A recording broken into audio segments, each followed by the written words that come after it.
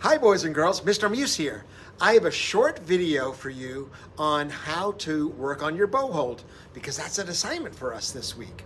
So first of all, we hold our bow in our right hand. How do you know which one's right and which one's left? Well, I hold my hands out like I'm saying stop. And when I look at them this way, this one pointing away from me makes an L. That's left, and that one's the right hand. So we're going to talk about our relaxed hand. We're going to talk about the knuckle joints of our hands as well. I'm going to show you how to practice this using a pencil, and I'm going to show you how to practice this using a bow as well. And I'll show you the violin, viola, and cello way. So, first of all, on our right hand, if you flip it over, you'll see from the tip of your middle finger what we're going to call the first joint or first crease in your finger. Now, cello, you're going to take your relaxed thumb and just practice tapping it inside that crease. Your thumb is curved, your finger's curved, and you can just practice tapping your thumb there. Violin and viola, I'm just going to have you move your thumb over to the side here a little bit more. That might be hard to see, but I want you to tap your thumb more on the side of your finger right over here, okay? So if you just practice that just some of those taps, that could be part of your practicing, just cello or violin or viola, tapping over to the side a bit. Now, we can take a pencil and then put a pencil in between where our thumb lands. So if you're a cello, you can put your pencil right in that crease, okay, right there, and then tap your thumb to it, and that's going to be a good beginning of your bow hold for cello. Violin and viola, your pencil is going to be a little tiny bit on the side of your finger, and you're going to hold it with your thumb. Now, that's kind of odd because it already presets your hand. For violin and viola, if you do it the cello way and put your thumb on and then turn it over, there are two more steps to do. One is make sure your pinky's on top. Cello doesn't have to do that. Make sure your pinky's on top. And then violin and viola, just move out your first finger a little bit. And usually I like to have it hit between these two knuckles on the bow stick. So the violin and viola bow hold is kind of leans a little bit. The cello bow hold, straight down, okay? Let's see what that looks like on a bow. For this demonstration, I'm gonna use a violin bow both times, okay?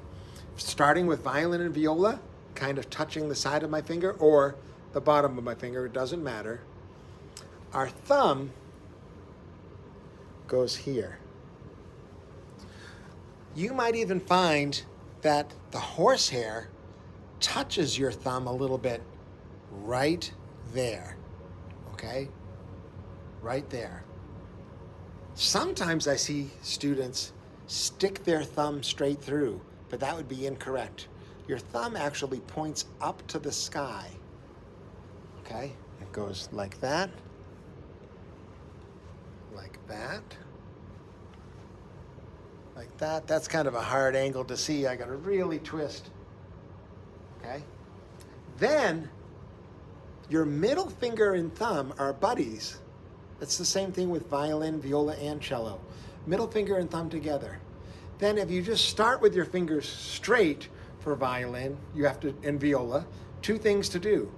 Pinky on top, index finger over a little bit just to lean a bit. And that's a good violin bow hold. You can see my thumb isn't sticking through and it's curved, okay? Everything is curved and relaxed. That's a good bow hold right there. That's when I want you to practice. Now, it's hard to hold a bow just like this for a long time because there's, even though this is not super heavy, for our fingers, it's really heavy. So if you want to just practice your bow hold, I recommend putting your bow up on your shoulder. You might get a little rosin on your shirt, that's okay. And just put your bow in relax, and then you can fix your fingers without having the pressure of like, ooh, ow, okay? It doesn't hurt, but it's a little uncomfortable. This is a lot more comfortable. Now I can fix my fingers, fix my thumb. For cello, you're going to put your thumb up again, okay? But then you're just going to drape your fingers over, and they can just go straight over like that for cello. You can experiment on how much you're going to spread them apart, but they don't have to go too far apart. Just pretty much how your hand falls, it goes on the cello. And then your thumb in the back is still rounded as well. One thing that we never want to do is lock our thumb like that. You can see my thumb is saying, ah, okay? You always want your thumb relaxed. Violin and viola, cello, okay? Relaxed thumb, relaxed hand.